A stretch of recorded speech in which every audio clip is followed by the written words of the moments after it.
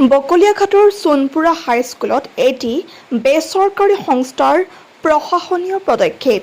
কাৰ্বি আংলং জিলাৰ বকলিয়াঘাটৰ সোণপুৰা হাইস্কুলত ৰটায়াৰ happy school নামৰ এটি বেচৰকাৰী সংস্থাৰ প্ৰশাসনীয় পদক্ষেপ।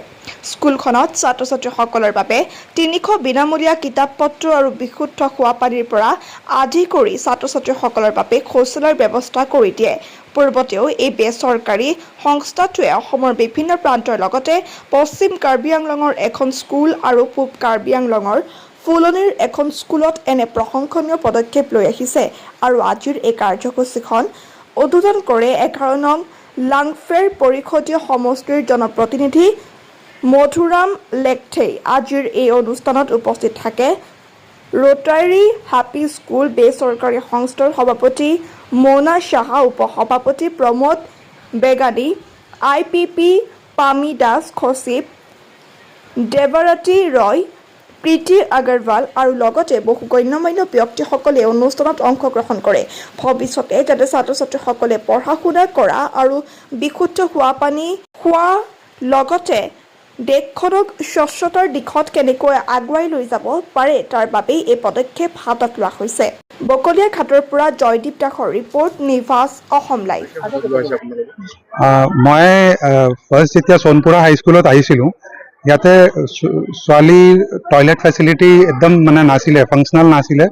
সেইখিনি পুৰা টয়লেট আমি ৰিন'ভেট কৰি দিছোঁ আৰু বইজ টয়লেটো চিমিলাৰ কণ্ডিশ্যন আছিলে। বাচ্চাবিলাক টয়লেট যাব বহুত কণ্ডিশ্যন বেয়া আছিলে, এইখিনি আমি কৰি দিছোঁ।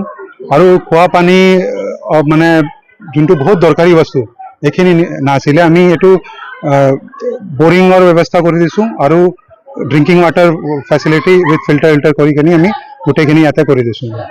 আৰু আমি ইয়াতে এটা আৰু পদক্ষেপ লৈছোঁ, ইয়াতে ট্ৰী প্লান্টেশ্যন কৰিছোঁ। অলমষ্ট এৰাউণ্ড 60 চেপলিং আমি ইয়াতে লগাইছোঁ আজি। এইখিনি লগোৱাৰ পিছতে আমি এটা হুইল চেয়াৰ দিছোঁ, 1 হুইল চেয়াৰ। তাৰ আগতে আমি ফুলনিতে 13 হুইল চেয়াৰ দিছিলোঁ। তাৰপিছত আমি শ্বুজ, বাচ্চাবিলাক আমি দেখিছোঁ উইদাউট শ্বুজ ইয়াতে চেণ্ডেল পিন্ধি আহে, তো আমি এইটো শ্বুজ দিয়া হৈছে। আৰু আমাৰ এইটো কাৰ্বি আংলঙৰ বাচ্চাবিলাকৰ কাৰণে এটা বস্তু আৰু দেখিছোঁ আমি, মই নিজে ফিল কৰিছোঁ কি এটা ষ্টেণ্ডাৰ্ড যোনটো আমাৰ CBSE আৰ্মি স্কুলছৰ বুকছবিলাক থাকে, সেইখিনি বহুত বুকছ আমাৰ লাইব্ৰেৰীত নাই। তো এইখিনি আমি বুকছ অলমষ্ট 300 বুকছ মান আমি এতিয়া আজি প্ৰভাইড কৰিছোঁ আৰু কণ্টিনিউলি বাচ্চাবিলাকৰ কাৰণে আমি লেটেষ্ট বুকছবিলাক প্ৰভাইড কৰি থাকিম। আপোনালোকৰ এটা NGO নেকি? আমি ৰটাৰী গুৱাহাটী লুইত আমি বেচিকেলি আমি বহুতখিনি আমি last year almost around 300 project কৰিছোঁ। মানে এবছৰত আমি কেটৰেক্ট অপাৰেশ্যন কৰিছোঁ, আই কেম্পছ, এনেকুৱা 6 হেপী স্কুল আমি আগত অলৰেডি কৰিলোঁ। এইটো 7th হেপী স্কুলছ আছে, আমি এডপ্ট কৰিছোঁ এইটো স্কুলত আৰু আমি এইটো কণ্টিনিউ কৰি থাকোঁ। আমি কেইটামান কেটৰেক্ট অপাৰেশ্যন কৰাইছোঁ আৰু ভেকচিনেশ্যন, গাৰ্লছ ভেকচিনেশ্যনো কৰোৱা হৈছে, চাৰ্ভাইকেল কেঞ্চাৰৰ ভেকচিনেশ্যন। আমি এইটো আমাৰ কণ্টিনিউছ এটা প্ৰজেক্ট চলি আছে, যোনটো মানে এইটো ভেকচিনেশ্যন এনেকুৱা য'ত গাৰ্ল চাইল্ড মানে কেঞ্চাৰৰ পৰা ছেভ কৰোঁ কাৰণে এইটো আমি কৰি আছোঁ, কণ্টিনিউছ এইটো চলি আছে। Almost around how much you have done? 400, around 400 আমি কৰিলোঁ অলৰেডি। এতিয়া মই গাৰ্লছ চাইল্ডক এইটো ভেকচিনেশ্যন কৰাই আছোঁ। ইয়াতে আমি will try to do it. আমি ইয়াতে গাৰ্লছ চাইল্ডৰ আমি চাম আৰু চাইখিনি আমি ভেকচিনেশ্যন কৰাবলৈ চেষ্টা কৰিম। আৰু কেইটামান আৰু বহুতখিনি প্ৰজেক্ট আমি কৰোঁ, মানে আমি we keep doing all Assam. Basically আমি কাৰ্বি আংলঙতে এইটো আমাৰ I think 3rd project. First project আমি ৱেষ্ট কাৰ্বি আংলঙত কৰিছিলোঁ, ছেকেণ্ড আমি ফুলনিত এইটো হুইল চেয়াৰ ডিষ্ট্ৰিবিউট কৰিছিলোঁ আৰু এইটো আমি 3rd ওৱান আমি ইয়াতে কৰিছোঁ। বাকী আমি গুৱাহাটী নিয়াৰ বাই এৰিয়াজ আমি উই কিপ ডুইং থিংছ।